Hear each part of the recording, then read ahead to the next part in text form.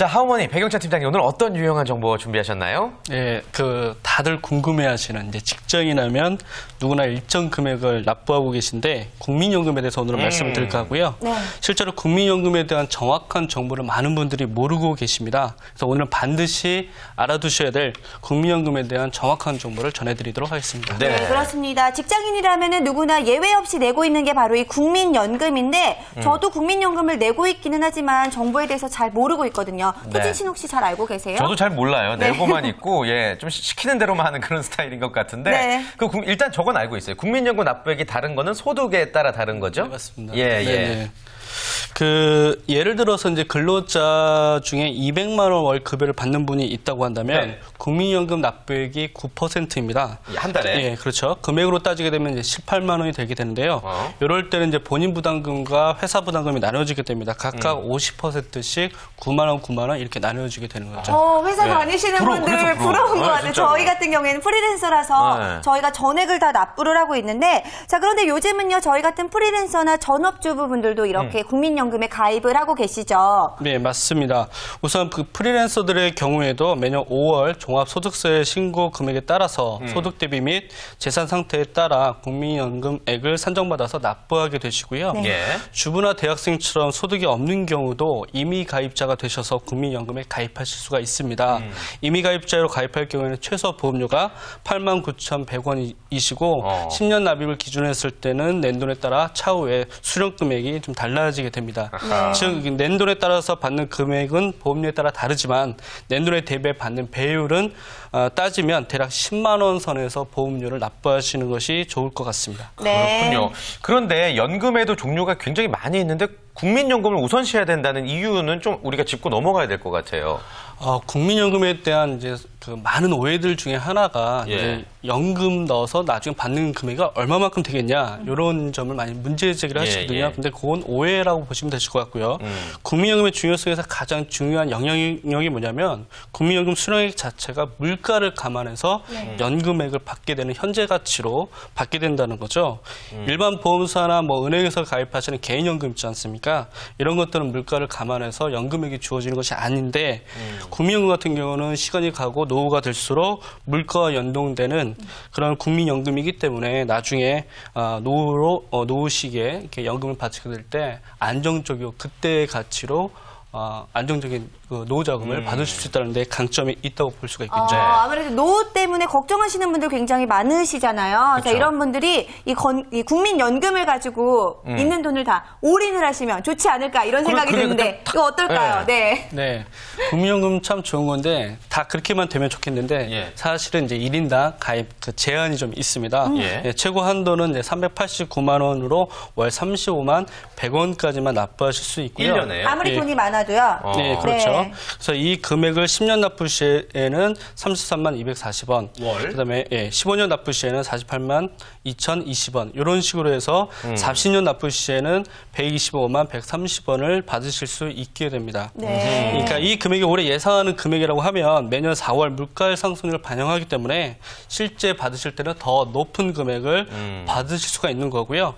이렇게 그 납입금을 높이는 것이 이제 본인이 지역가입자나 임의가입자일 경우에 해당되는 것이고 현재 근로자라면 이제 일단은 아까 말씀드렸던 것처럼 9% 안에서만 납부하실 수 있다는 점 그렇게 이해를 하시면 될 것 같습니다. 그렇군요. 아무튼 물가 상승률을 고려해서 돌려주기 때문에 낸돈보다 확실히 많이 받는 건 사실이죠?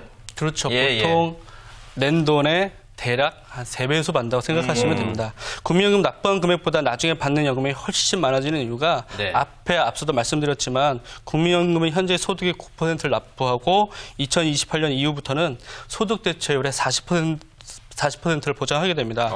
국민연금이 30년 후에 만 60세가 됐을 때는 받는 연금을 계산할 때 과거 기간 중에 소득을 연금 수급 시점에 가치로 재평가를 해서 그동안의 물가 상승분을 반영해서 지급하게 되는 거죠. 또한 이제 연금을 받는 중에서도 통계청에서 고시한 그 전년도 전국 소비자 물가 변동률만큼 매년 연금액을 인상해서 지급하기 때문에 실제 받는 금액은 자신이 낸 것보다 더 많이 받게 되는 상황들이 되는 거죠. 그런데 이야기를 듣다 보면은 왜 요즘 저금리다 뭐 이런 이야기들 주가 하락이다 많은 이야기들이 오가고 있는데 어떻게 이렇게 국민연금만 낸돈보다 더 많은 돈을 받을 수가 있는 걸까요? 요거는 이제 국민연금의 이제 운영 성격이 조금 달라서 그런데요. 그럴 수 있는 이유가 이제 공적 연금의 성격을 갖고 있다 보니까 운영비의 일부를 국가에서 지원을 하게 됩니다. 또한 이제 상품 판촉 비용 같은 것들이 그런 기타 등등의 부대 비용들이 들지 않기 때문에 그런 부분에서 좀 더 많이 지급이 되는, 그래서 안정적으로 지급되는 그런 특징들이 좀 있게 되는 거죠. 근데 그렇기 때문에 또 소문도 있는 것 같아요. 이거 나중에 고갈되면 위험하다라는 얘기가 있는데 며칠 전에도 그 장관님께서 그런 얘기를 했던 것 같은데 네네. 어떻습니까? 저는 뭐 이제 그 정부 관계자는 아니지만 사실은 이제 그 국민연금 고갈을 한다라는 얘기가 많이 있으신데 사실 국민연금만큼 또 믿을 게 없다라는 생각을 개인적으로 하게 됩니다. 그래서 그런 얘기를 많이 들었지만 그건 이제 우선적으로 판단하실 부분은 아니신 것 같고요. 다만 그 국민연금 기금이 뭐 소진된다 이런 얘기들이 각각 그 언론 매체에서 뜨고 있기 때문에 그런 부분들이 좀 오해를 불러일으키는 거 아닌가라는 생각이 들고요. 이는 국민연금 5년마다 한 번씩 하는 그 재정 계산의 어떤 결과를 바탕으로 일부 언론에서 소진이라는 표현을 자꾸 쓰다 보니까 점점 그런 오해들이 더 증폭되는 거 아닌가라는 생각이 들고요. 현재 이제 보험료율과 미래 경제 성장률 및 평균 수명, 뭐 출산율 등을 다 고려했을 때는 2060년쯤에 뭐 기금이 소진한다는 내용이 있는데 뭐 이 또한도 여러 가지 상황이 변동되면 그 결과는 충분히 달라질 수가 있고요. 뭐 최근에는 뭐 정부가 그런 것들을 예상을 해서 제도적으로 어떤 변화를 준다고 합니다. 2007년 그 연금법 개정으로 기금 소진이 2047년에서 2060년으로 13년 동안 그 연장이 됐거든요. 그래서 향후 재정 계산에 따라서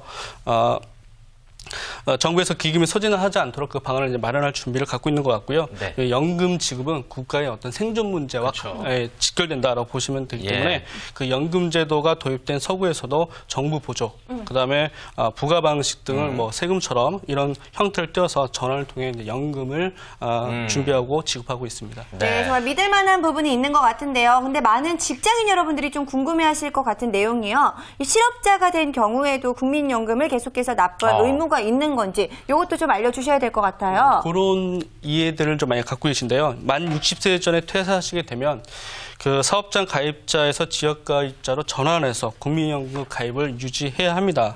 그런데 이제 소득이 없을 경우에는 그 납부 예외 신청을 하실 수가 있어요. 일반적으로 만 18세 이상, 만 60세 미만의 대한민국 국민이라고 한다면 소득이 없더라도 국민연금에 가입해야 하지만 경우에 따라 조금 다를 수 있다는 것을 기억하시면 될 것 같습니다.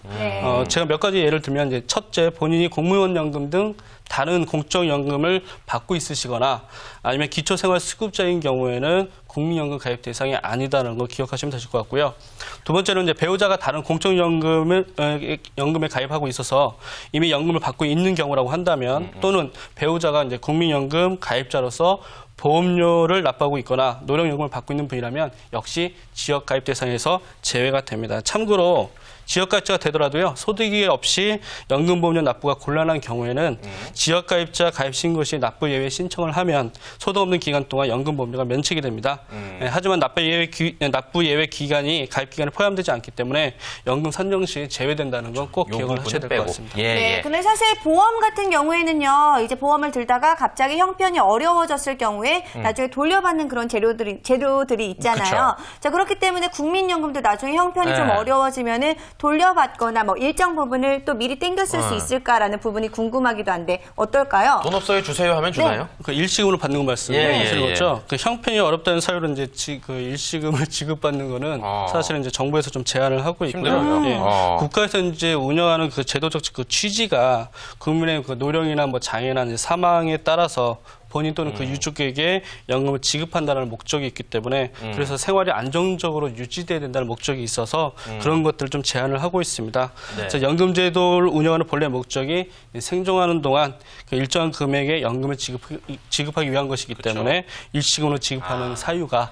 아무래도 이제 제한이 되어 있다는 거는 인지를 하고 계셔야 될 것 같습니다. 예외 전혀 없나요? 예외 사항 같은 거는? 당연히 예외는 항상 있죠. 어떤 거죠? 어떤 걸까요? 너무 돈이 없을 때? 그때는 아니고? 특정한 사유 사유가 좀 있어야 되는데요. 예. 좀 큰 사유입니다. 뭐 사망이라든가 국외 이주라든가 뭐 국적을 상실한다든가 더 이상 이제 국민연금에 가입할 수 없는 상황이 되면 연금 수급 소령에 도달했지만 그 수급 요건을 채우지 못할 수가 있어서 납부한 보험료에 이자를 더해 일시금을 지급하게 됩니다. 세계적으로는 이미 대부분 국가가 그 반환 일시금 제도를 시행하고 있지는 않습니다. 그렇군요. 알겠습니다. 자, 오늘 하우머니 시간 통해서 만만해 보이는 것 같지만 결코 쉽지 않은 국민연금에 대해서 자세히 한번 알아봤습니다. 분명히 돈 되는 정보가 되었으리라 믿어 의심치 않고요. 다음 시간에도 알찬 정보 기대하겠습니다.